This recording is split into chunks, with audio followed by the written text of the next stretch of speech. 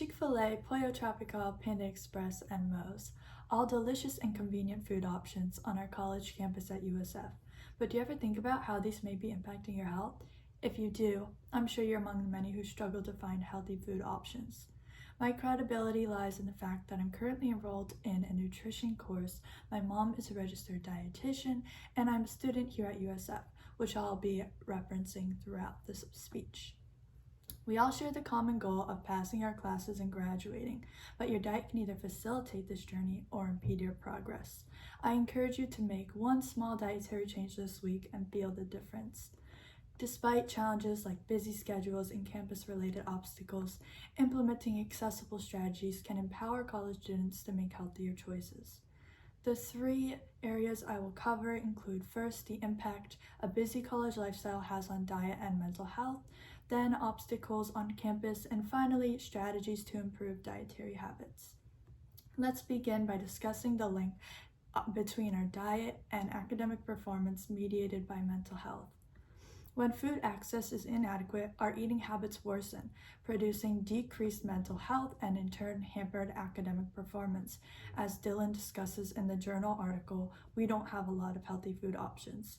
Thus, if a school fails to supply balanced and varied food options, or students are uneducated on the dietary choices they should be making, many consequences can follow.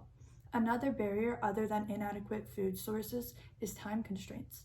In the research study, Balancing Healthy Meals and Busy Lives by Pelletier and Laska, college students reported that due to time management difficulties or competing priorities, having a structured eating and exercise routine burdens their schedule.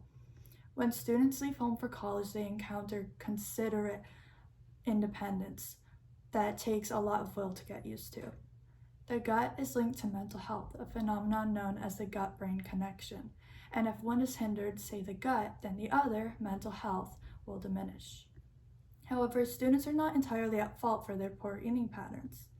Picture yourself hungry and late to class. You need something grab and go, but you're on a tight college student budget.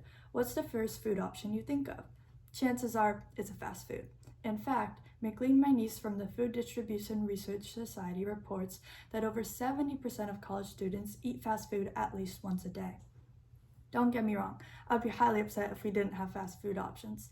However, the argument lies in that the dining hall, our primary food source, lacks the health foods we need to make up for these greasy selections. According to the textbook Nutrition, Concepts and Controversies by Sizer and Whitney, a nutritious diet has 5 characteristics: adequacy, balance, calorie control, moderation, and variety. For this speech, I will focus on 3. Balance, which is ensuring not to overcompensate one nutrient or food at the expense of another. Moderation, or limiting unhealthy food constituents. And variety, differing foods from day to day to maintain a steady nutrient supply. The dining halls at USF have pretty limited hours of operation that are not only inconducive with having structured meal times, but also inconducive with a structured sleep schedule. This relates to an essential component of a varied diet, having regularly timed meals. I interviewed students on their experience with the Juniper Dining Hall. Ava Rispler, a student with many dietary restrictions, expressed her complaints about eating the same food or two every day. This impedes her ability to maintain a balanced and varied diet. Another student, Caitlin Figueredo, and I discussed our opinions and were in agreement on the following. The dining hall is produced in mass quantities, prioritizing quantity over quality. It's hard to distinguish which foods contain preservatives or GMOs. We find ourselves eating mostly only chicken meat, and the foods contain heaps of saturated or bad fats and oils. Here is where moderation comes into play, as we should limit saturated fat, salt, sugar, and other unhealthy constituents. In the realm of nutrition, even small dietary changes will have substantial health effects. A good start is following the USDA's MyPlate recommendations. Half of your plate should consist of fruits and vegetables, a quarter of the plate grains and proteins, and a side of low-fat or fat-free milk or yogurt. Importantly, the vegetables and proteins should be varied. The fruits should be mostly whole fruits such as bananas, apples, oranges, and 50% of the grains should be whole grains. Whole grains such as wheat bread or brown rice contain the fiber your digestive tract needs to stay healthy. Refined grains such as white rice have parts of the kernel removed, improving the taste but leaving out fiber and other important vitamins and nutrients. Additionally, you should choose grilled meats over fried, space out your meals, and if you snack, choose healthier options over the calorie-dense ones.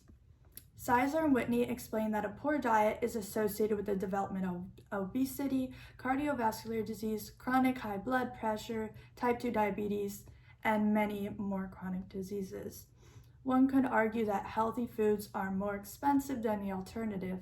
However, simply knowing the correct foods to choose from at the dining hall is a tremendous step towards a healthy lifestyle. One way USF can help students achieve a balanced diet is by establishing campus wellness programs that teach students how to make informed dietary choices. For more information on how to transform your diet, check out the Dietary Guidelines for Americans official website. In conclusion, I have explained the effects of time constraints on the diet, what a well-rounded diet looks like and where the USF Dining Hall falls short, and how students can begin transforming their eating patterns. College students can overcome campus-produced obstacles, and the university can facilitate this process. I encourage you to implement one of these dietary changes this week. As you sit down for your next meal, consider these factors and aim to choose foods that energize and nourish your body. Thank you.